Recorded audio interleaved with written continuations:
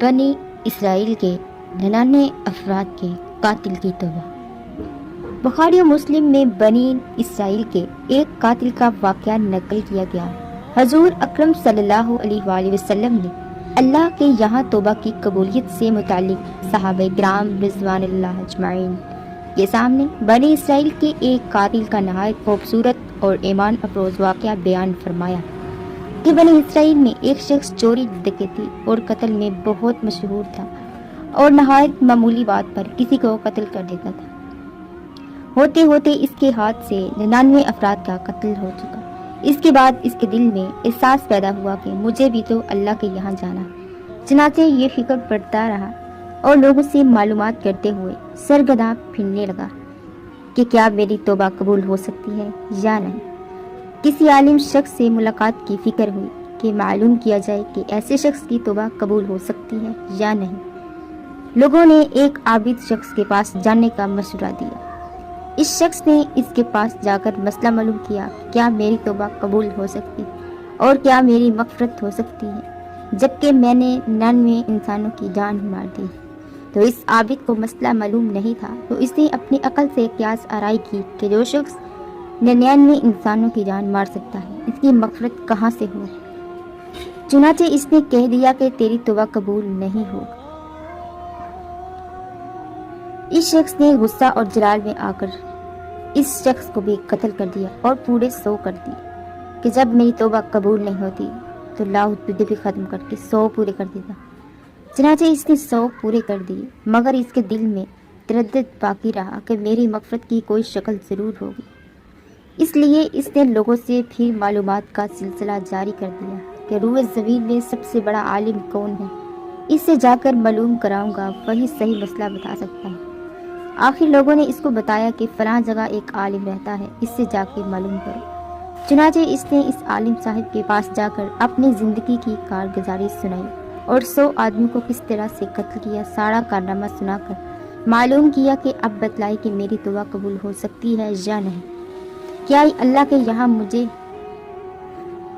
جیسے گناہگار کے لیے بھی مغفرت کا کوئی خانہ ہے؟ تو اس عالم صاحب کو چونکہ علم تھا تو اس نے بتلایا کہ تیرے گناہ معاف کرنے میں اللہ کے یہاں کیا رکاوٹ ہے؟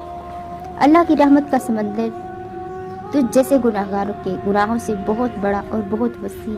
چنانچہ اس عالم صاحب نے مشورہ دیا کہ تم فلاں جگہ سفر کرتے جاؤ اور وہاں کچھ اللہ کے بندے رہتے ہیں، ان کا مشغلہ صرف اللہ کی عبادت ہے، ان کے ساتھ مل کر اللہ کی عبادت کرو اور نادم ہو کر اپنے گناہوں کی معافی مانگو، انشاءاللہ تمہاری مغفرت ہو جائے گی۔ جب اس شخص نے آدھا راستہ طے کر لیا تو ملک الموت آ گئی اور اس کی موت ہو گئی۔ اب اس کی روح لے جانے کا مسئلہ کھڑا ہوا۔ آسمانوں سے رحمت کے فرشتے بھی آئے اور عذاب کے بھی۔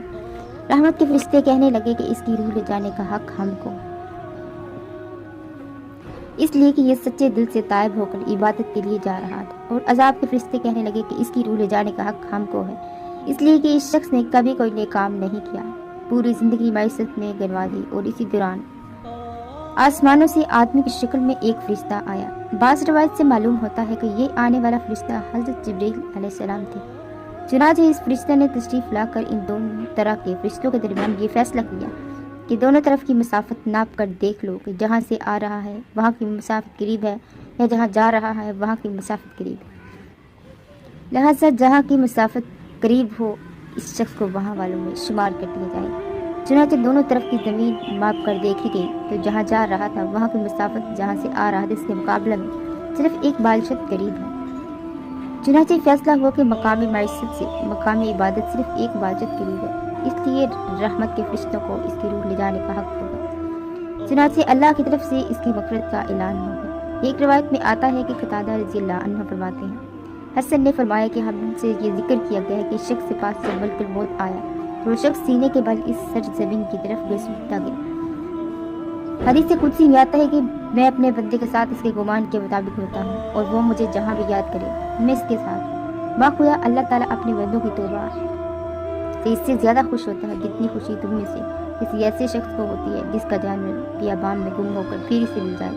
اور جو شخص ایک بالچت میری طرف آتا ہے میں ایک ہاتھ اس سے قریب ہو جاتا ہوں, اور جو شخص ایک ہاتھ میرے قریب آتا ہے میں اس کے ایک باغ پھیلائے ہوئے دونوں ہاتھوں کے درمیان کی مسافت قریب ہو جاتا ہوں, اور جب وہ میری طرف چل کر آتا ہے تو میں اس کی طرف دوڑ کر آتا ہوں.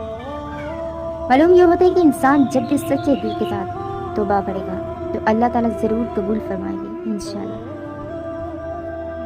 یہ واقعہ خصوصاً ان حضرات کے لیے حوصلہ افزائی اور معاونت کا سبب ہے جو بڑے بڑے گناہ کر کے اب مایوسی کی زندگی گزار رہے ہیں, کیونکہ شیطان انہیں مایوس کرتا ہے. بہرحال گناہ گاروں کو شیطان کی باتوں میں آ کر مایوس نہیں ہونا چاہیے, بلکہ اللہ کی رحمت سے اچھی امید رکھ کر سچی توبہ کے ذریعے اپنے آپ کو پاک صاف کر لینا چاہیے. اللہ تعالیٰ ہم سب کو عمل کرنے کی توفیق عطا فرمائے. آمین یا رب.